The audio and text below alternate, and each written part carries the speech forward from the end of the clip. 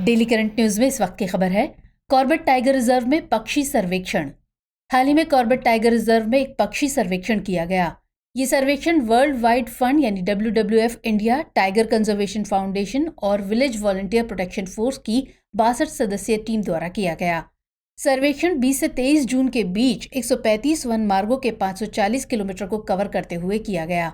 ये रिपोर्ट वन्य जीवों के संरक्षण के लिए काम करने वाले गैर सरकारी संगठन ओरिएंटल ट्रायल्स द्वारा संकलित की गई है।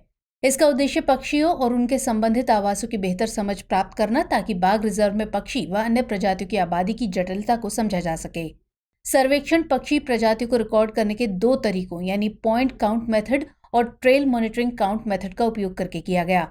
डेटा में दोनों प्रजातियां यानी साल भर निवास करने वाली निवासी प्रजातियां और अनिवासी प्रजातियां जो अपनी यात्राओं के दौरान यहां ठहरती हैं शामिल हैं।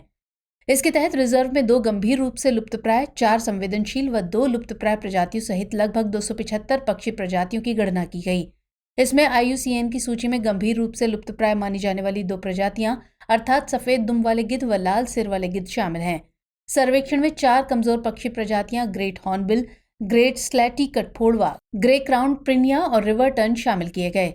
सर्वेक्षण में प्रलेखित लगभग 256 प्रजातियों को IUCN द्वारा सबसे कम चिंता वाली प्रजाति माना गया है। अब बात करें जिम कॉर्बेट नेशनल पार्क की, तो ये उत्तराखंड राज्य में स्थित है। इस राष्ट्रीय उद्यान की स्थापना वर्ष 1936 में की गई थी। इसका पूर्व नाम हेली नेशनल पार्क था, जिसे बाद में प्रसिद्ध शिकारी जेम्स एडवर्ड कॉर्बेट के नाम पर कॉर्बेट नेशनल पार्क कर दिया गया। वर्ष 1973 में प्रोजेक्ट टाइगर की शुरुआत कॉर्बेट नेशनल पार्क में हुई थी, जो कि कॉर्बेट टाइगर रिजर्व का एक हिस्सा है। ये रॉयल बंगाल टाइगर, एशियाई हाथी, सरीसृप पक्षियों व अन्य कई जंगली जानवरों के लिए आदर्श निवास है। रामगंगा नदी कॉर्बेट नेशनल पार्क की जीवन रेखा है। इसके अलावा सोन नदी और कोसी रिजर्व से होकर बहने वाली प्रमुख नदियों में शामिल हैं।